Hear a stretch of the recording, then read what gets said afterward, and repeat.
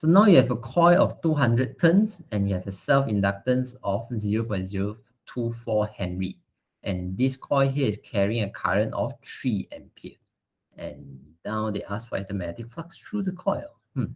Okay, so let's draw out the situation. So this coil over here has 200 turns and it has a self-inductance of 0.024. And it is carrying a current. Okay, I just randomly assume a direction. Is carrying a current of 3 ampere.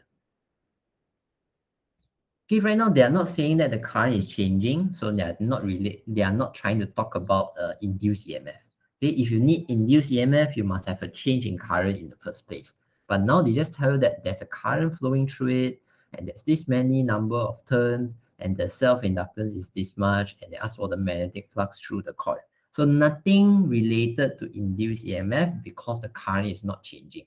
Therefore, you can immediately know that this equation is not related for this situation over here.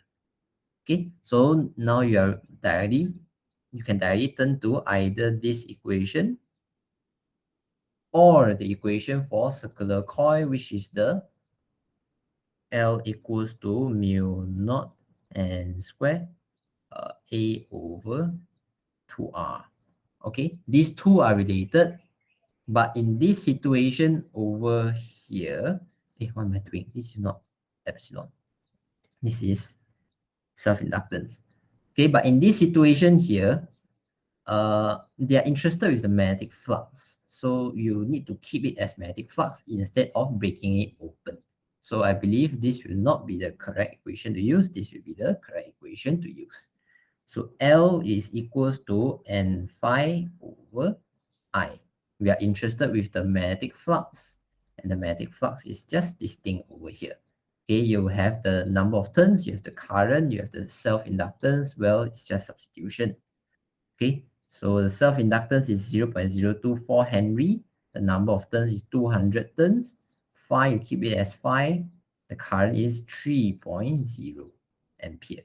So if you move things around, I believe you will get the answer of 3.6 times 10 to the power of -4 Weber. Okay, so this will be the magnetic flux that is passing through the coil over here. It's not the magnetic flux linkage, it's the magnetic flux. If they want the magnetic flux linkage, then you can just change it to be the capital phi divided by I.